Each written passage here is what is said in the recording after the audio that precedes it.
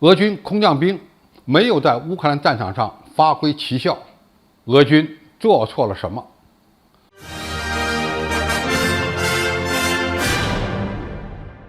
观众朋友、网友朋友，大家好，我是付前少。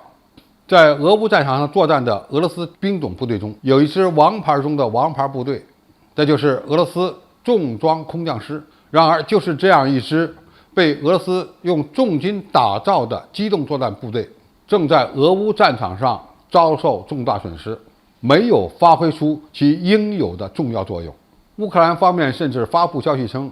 由于其所有的军人或死或伤，俄军第237近卫空降突击团已经不复存在，幸存者中有很大一部分的情况也十分危急。不管这个消息是真是假，我们都必须认真思考空降兵在现代战争中所面临的挑战。前几天，乌克兰军队在哈尔科夫、尼古拉耶夫和赫尔松等方面展开反攻，在有的方向推进过快，曾切断了俄军在乌东最重要的战略要地19姆的主要补给线。乌克兰军队从阿尔吉诺和波江基两个方向发起进攻，曾经成功包围了高地村的一个俄罗斯空降兵连。俄军全力解除对该连队的包围，并向南撤退到了其他的防御阵地。这是俄军将精锐的空降兵当成普通士兵使用的一个典型案例。俄罗斯的精锐部队近卫第76伞兵师在赫尔松方向也被乌军击败。目前呢，他们已经撤退到了第2线阵地。俄军的伞兵也曾在战争初期被当成奇袭兵力使用。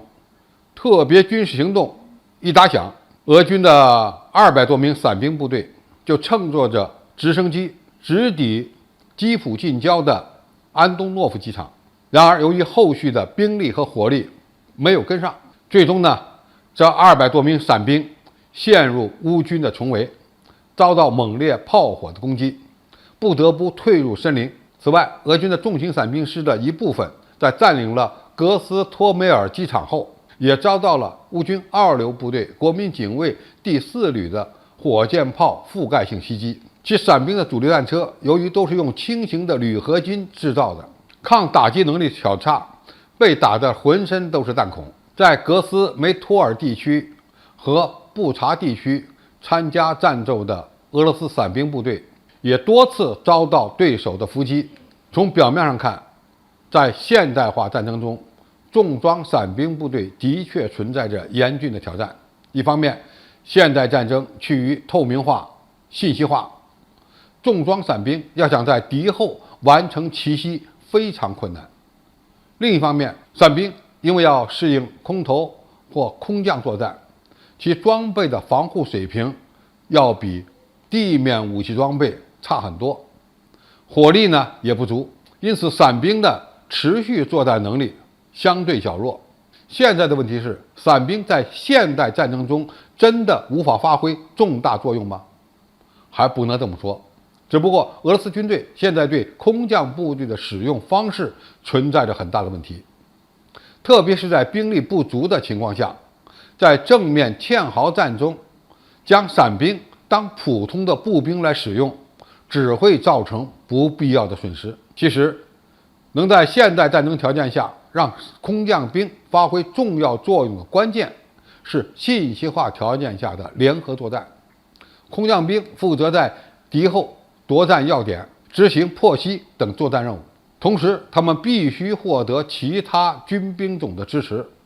包括空中火力支援、后方的精确打击火力支援、其他作战方向上的战役牵制等等。一支数字化的空降兵不但能够攻击敌方后方目标的信息节点，也能为彻底打乱敌后方的作战部署做出贡献。这里面最关键的就是空降兵的信息化、数字化、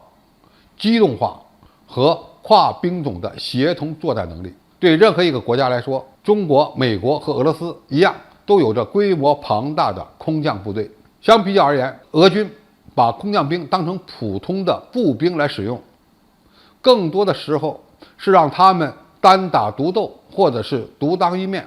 这个代价就有点太大了。在未来完成统一的行动中，解放军空降兵必然是完成敌后作战的尖刀。负责抓捕台独势力的头目，执行斩首行动，因此必须密切与其他部队联合行动，才有可能完成自己的使命任务。好，今天的评述就到这里，谢谢大家收看，我们下期再见。